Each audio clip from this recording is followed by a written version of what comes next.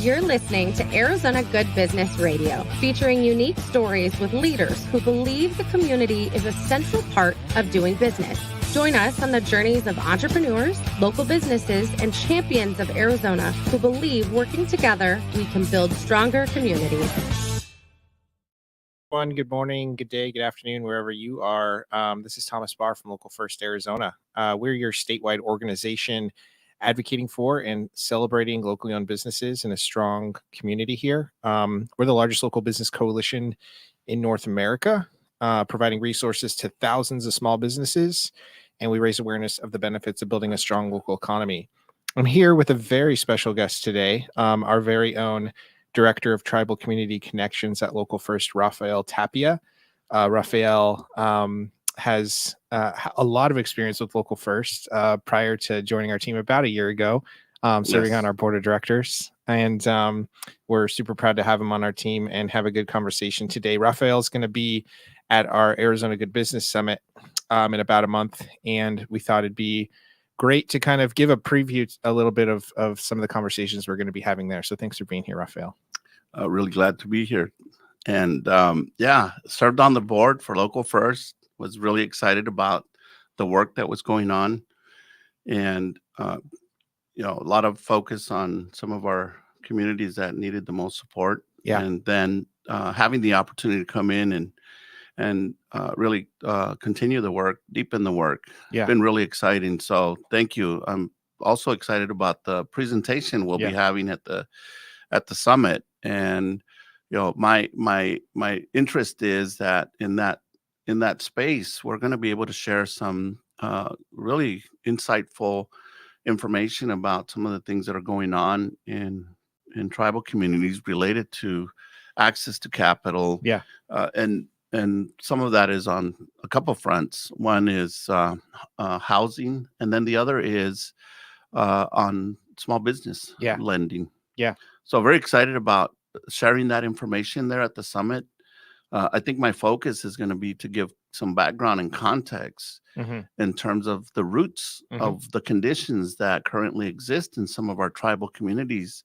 And that way, folks who are listening that I'm hoping will join us at the summit, come in with a bit of context as understanding when they're engaging our tribal communities, what some of those dynamics are. Yeah. And they're the roots, right, of what we see now. Right. Absolutely. Absolutely. Well, I'd like to, and I'm so excited to dig into all of that. I also want to take a moment to allow our listeners to meet you. I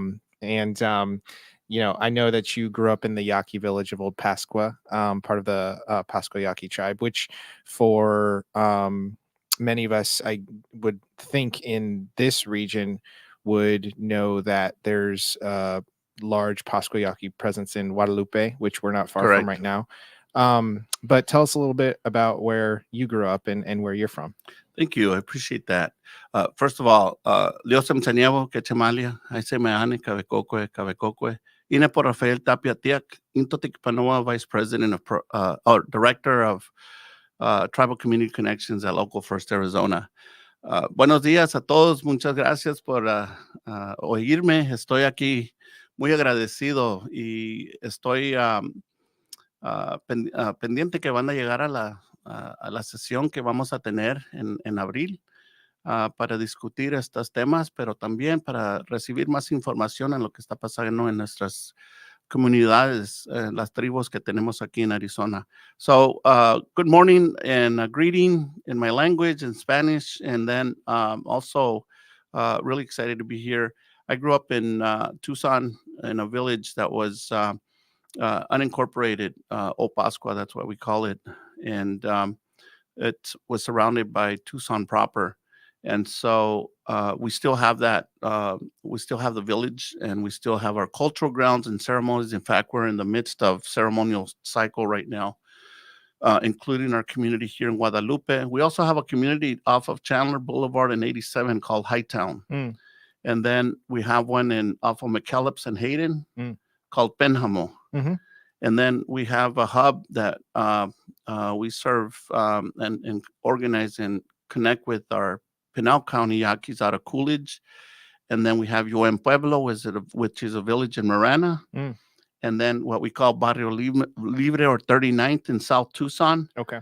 and then the reservation, which is the Pascuayaqui tribe. We call that New Pascua because Okay. they were birthed out of Old Pascua and the movement to establish federal recognition, which is a very unique status for indigenous communities here in the United States. Mm-hmm. Amazing. Thank you. Thank you. Thank you for sharing that with us. So the work that you're doing with Local First is work I feel like you've been involved in different capacities and different roles before being a part of our organization. Interested to start there and kind of hear your perspective on what you see or what you saw Local First doing before joining our team, and what opportunity you saw in bringing your experience and your knowledge into the organization. Absolutely. The reports I cited earlier speak of a very severe lack of access to capital in our communities. Some of the things we take for granted out here, even though it's challenging, we still have the opportunity to access resources or find ways to get to that point where we can, if we're not able to right now, establish support to get access to capital, whether it's for a car, for a house, for even a place that is safe, from a housing standpoint, or if we want to open up a business. And so I knew from my experience working in tribal communities that some of those resources are not available. They're just now becoming available, but with some challenges that are faced because of the way the tribal systems are organized. And so I became aware of Local First initiatives that I thought were very relevant to impacting tribal economies, because it's done in a way where it's community based. It's not Local First coming in and saying this is what Mm-hmm. is going to work for you, because each community is different. Even within a tribal community, you go from one end of the community to another, very different dynamics. Mm. So I think Local First does very well, not only in tribal communities, but rural community. Mm. And I've got to say urban as well, in understanding that very important strategy of community first and local Mhm. first. Mhm. Great name, right? And so We like to think these so. access to resource issues were, I thought, really embedded in the strategies. Some of those that started with what does entrepreneurship look like in a tribal community, Mhm. and really, based on that as a starting point, then looking at what's the environment these small businesses or even the tribal economy is operating within. In some cases, and I've shared this before, I think the last time I was here in the radio program, that the structures of tribal governments are more formed around a socialist form Mm. of government, because the majority of the industries are owned by the government. And so you have that type of model operating in a free market economy. Mm. You have sometimes those competing or conflicting interests. And so when I looked at the strategies that Local First was implementing around business development, around workforce development, and looking at, well, if there's not industry here to get people trained and hired, what other opportunities can be created to impact those local economies? The other was the alignment of our sustainability initiatives. Those are very much ancestral ways. We call them sustainability, Mhm. climate smart. We have so many different words for what we're using. And then when you think about when you strip the words down, tribal communities have been doing this for the longest time in their respective areas that they call home. Mhm. And so looking at those connections between what Local First is doing and what the community's values and beliefs and orientation is, really struck a chord with me. That's why when I got the opportunity to sign up, I I joined the team, and it's been phenomenal. We're seeing some of the work deep in some of these areas where we're having a deeper level of understanding and connecting with the role of local first and what communities are doing to impact at the end of the day, the quality of life for those citizens. I worked here in intertribal, tribal initiatives. I work for tribal government. I work for NGOs, and I work for the state Department of Commerce for a while, doing this kind of work, bringing and building bridges, which is very critical to the work. What we do is good. It matters. How we do it matters even more. But why we do it is the key. And I think Local First really focuses on that third, the why. And I think that resonates when we're going out there and dealing with communities that had systems weren't designed and built for them. Again, the reports that came out of NCRS, I believe, National Community Reinvestment Coalition. and then later, about a week, the Federal Reserve out of Minneapolis published another report on access to capital for small businesses. We've been aware of these conditions. We're looking at the condition today or from 15 years ago and where we're at now. But these things we now know based on data have a history, go back. Yeah. And so while Local First might not be aware that if you call it an intervention or a very intentional strategy that helps with where communities are at today, that's where that's very impactful, because it's addressing not only what we know is going on today, but where that comes from. When we respect that relationship with that community, when we try to learn that community's history, when we know that community hasn't always been included in these spaces of access to capital.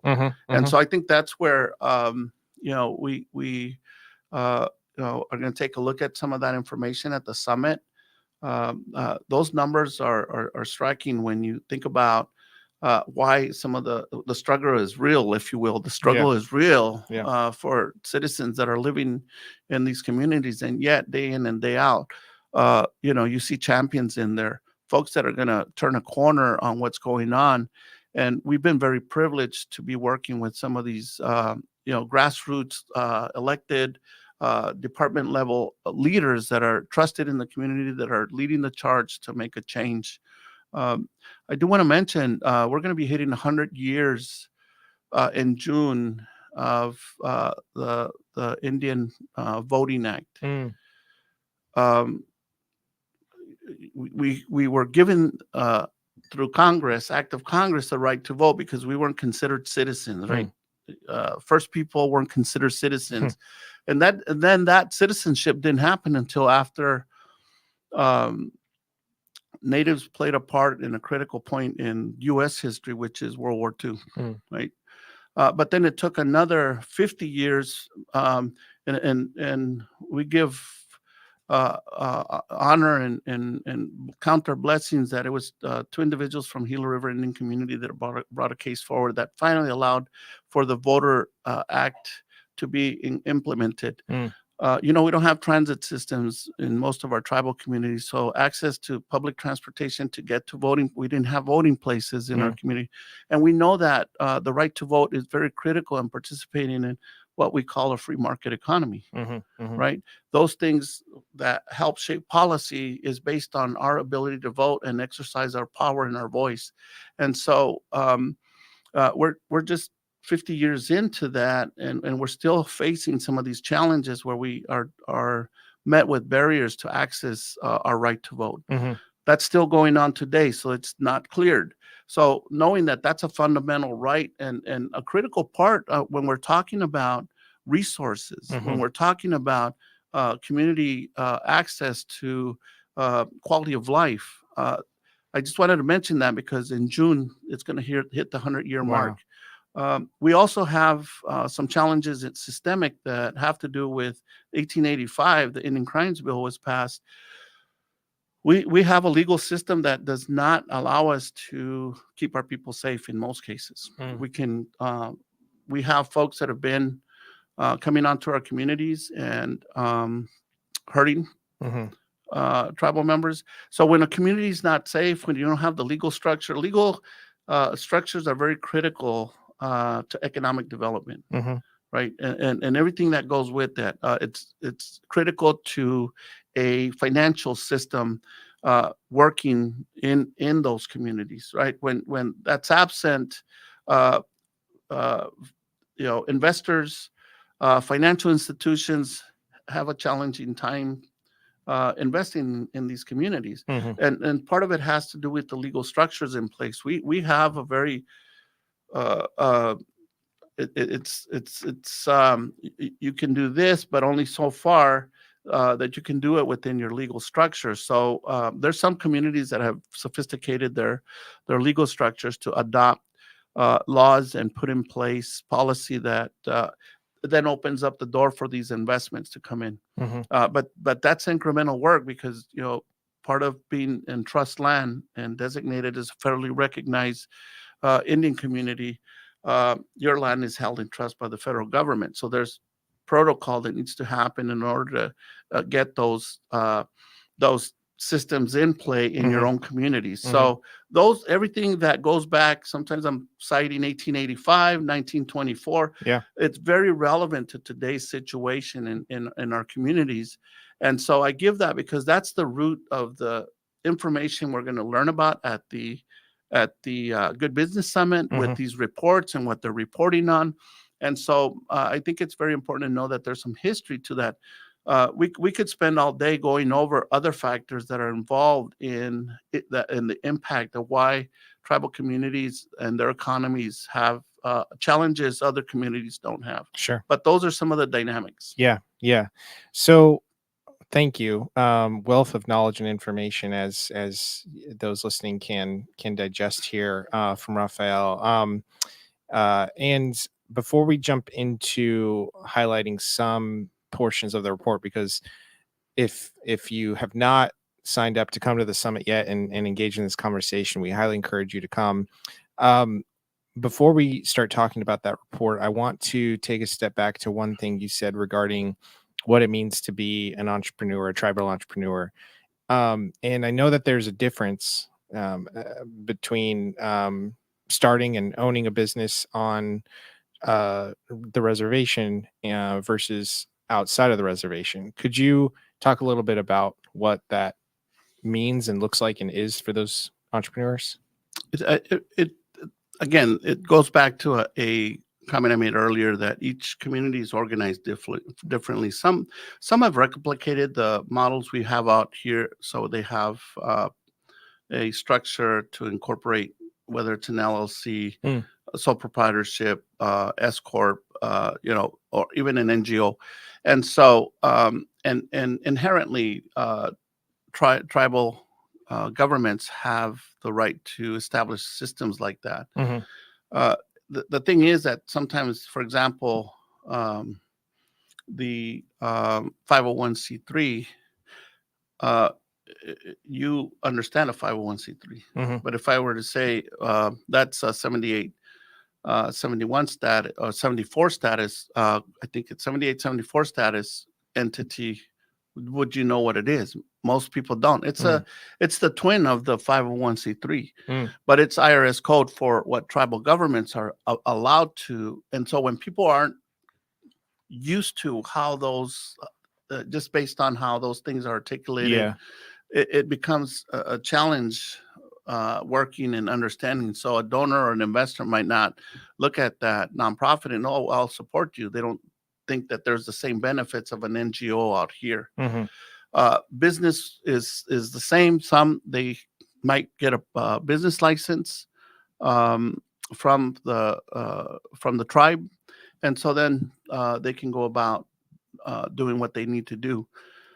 They have also what is called Tribal Employment Rights Office, which enforces some of these requirements that if you're operating and doing business on the tribe, they will make sure you get a business license, or if not, look to secure that you're not doing business on the reservation. So you have an added layer of support, if you will, depending on how you're looking at it. Sure. Or compliance. And compliance, right? So an entity might be also operating on the reservation just independently. We have a lot of cash. We have a cash-based small business industry, and it's that individual that out here we might call it a side hustle, but in our community sometimes it's the primary business and revenue generator for that family. That day they might be making food in the morning, going and making sure they're hitting the lunch rounds at the offices, the tribal offices, or posting up a pop-up and making their money that day, so that income comes into the community. Sometimes, I've had conversations with folks that kind of do this cash-based economy business, and I say, our company works with small businesses.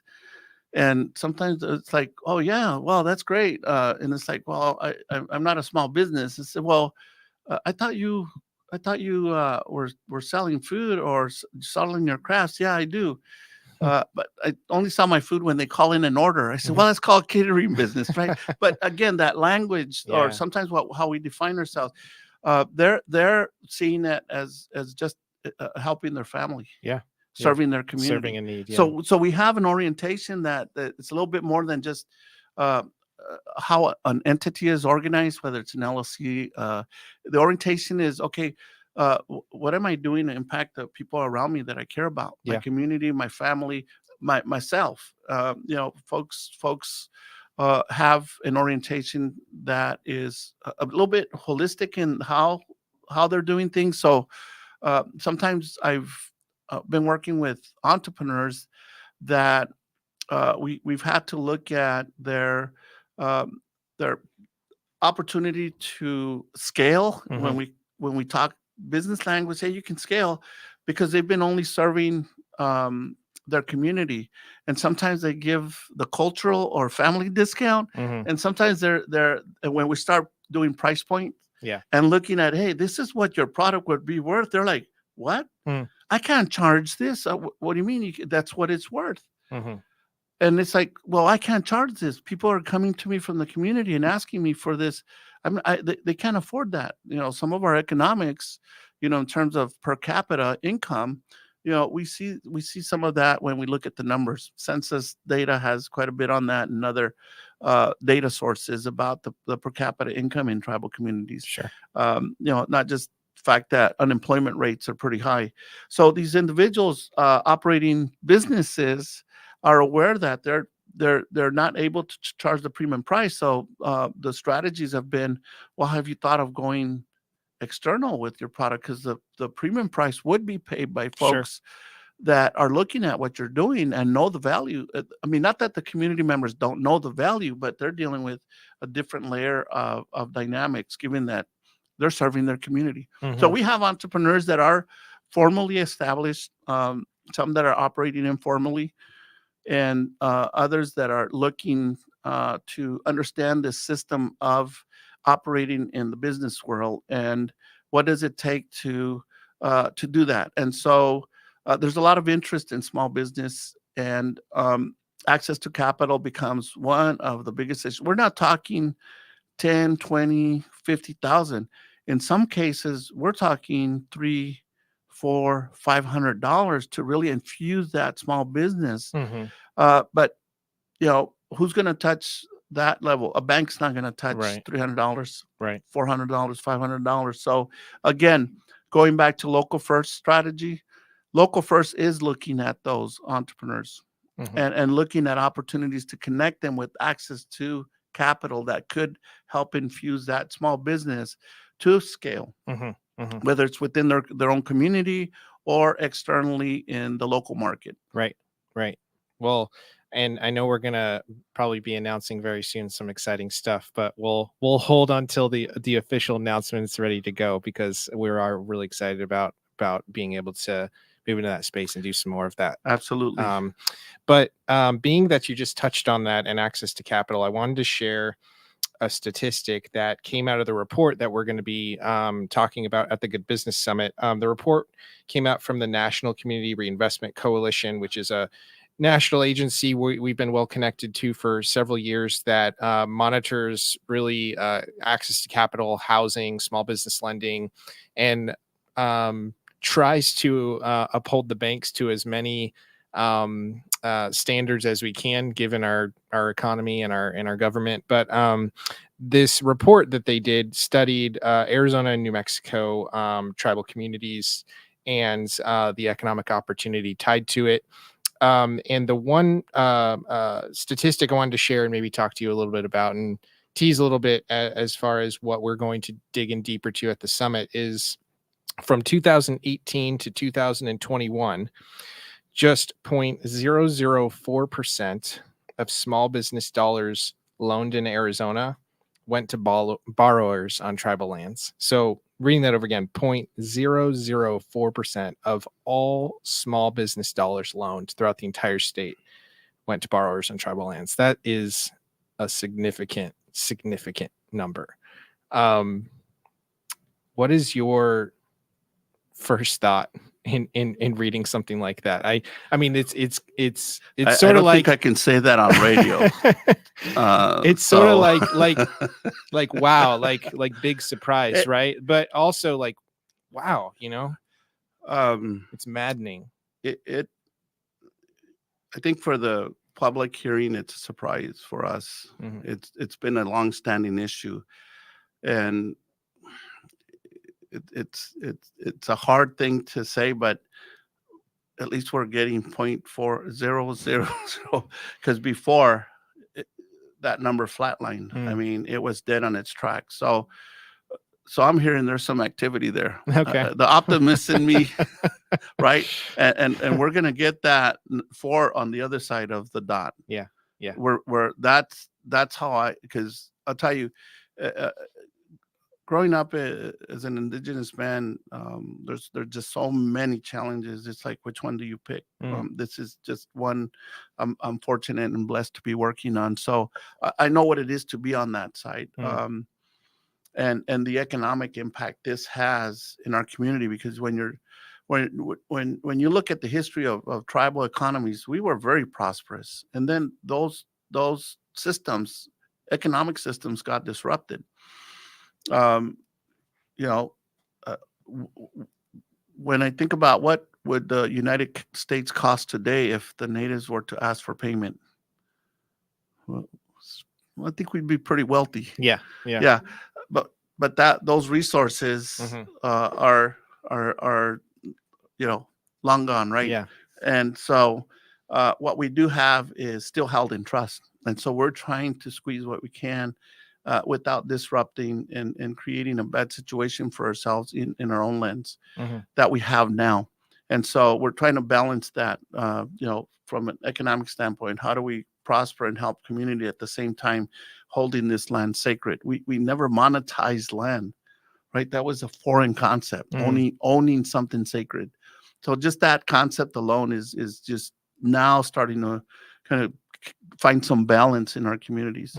And so that percentage that you're talking about, somebody's lending, so we need to build off of that success. And it is a kick in the gut, and let me tell you, I mean, but we've got to look at, okay, we know that now, what are we going to do about it? Because I think there's a significant, if you're thinking of it from the ROI, there's a significant and a good case to be made why you should invest in an in-country.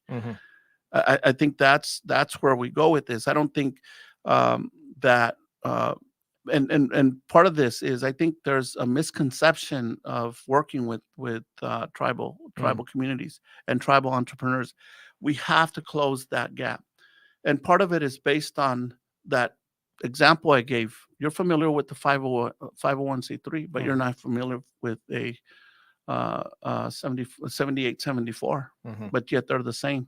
So we have tremendous opportunity to bridge that, and I make that part of my work to look at that translation, if you will. And I think there's other people, and I think this body of work that's been produced, and I know Local First is really excited about being able to take this, incorporate that, and look at what can we do with this as part of the strategies we have, because I think it's aligned with what we're doing at Local First, and I think it's going to help us elevate our game, if you will, when we're working with tribal communities and their economies and looking at, okay, how are we going to move the needle on that number?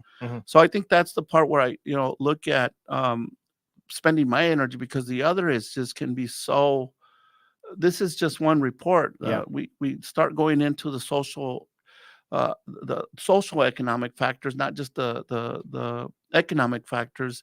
The numbers are staggering. I mean, the first people are really struggling, and but again, I need to say that even though there's immense challenges, there's tremendous amount of work going on in our communities to turn things around. And some of our communities are further down the road than others, making significant advances, and we look to those that are paving that road to be examples and mentors and to learn from them. So I give a lot of credit to those tribal leaders and the community leaders that are willing to share the knowledge of how to be successful in these economic systems.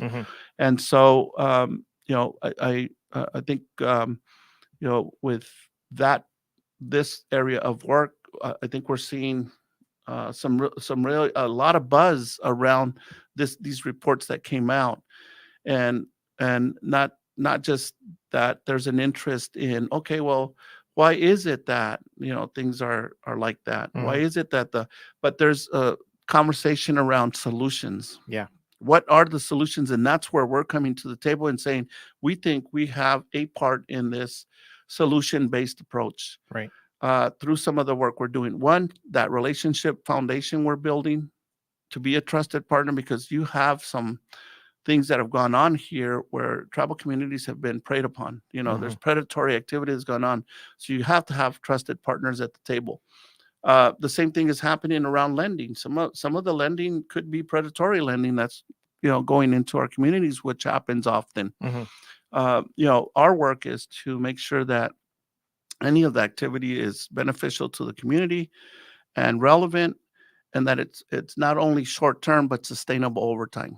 Because that's where we have to look at is, what is this going to do today to start building that legacy, right, or reconnecting that legacy to what it used to be. Because again, I mentioned tribal communities were very prosperous. Some things happen as part of the impact that of colonization and on those systems. And so now there's a restorative recovery process that's going on. And I'm really glad Local First has expanded that work and really looking, for example, in the Good Business Summit, to really leverage opportunities that are on the table to then, like this report and the folks that are behind it, to look at how do we move forward with what we now know. Well said. Well said. Well, as always, Local First works really hard to be an organization that invites in. If this is the first time that you are learning about anything that we're sharing today, we don't want you to feel, a sense of guilt or shame. We welcome you to dig in and learn more and engage with us in this work. And so the name of this report is titled Redlining the Reservation, from the National Community Reinvestment Coalition. We're going to be digging in deeper to those solutions. Usually, we could go for another several hours or days on this topic right here and not move, but we invite you all in to come meet Rafael and Dave Castillo, who's with Native Community Capital, who's going to be advancing this conversation at the Arizona Good Business Summit. We're going to be at the Tempe Heritage Center on April 16th. And welcome all of you to join us. So Rafael, thank you for everything you're doing, for who you are as a person, and for leading this work with Local First. Any last words to leave with our listeners today?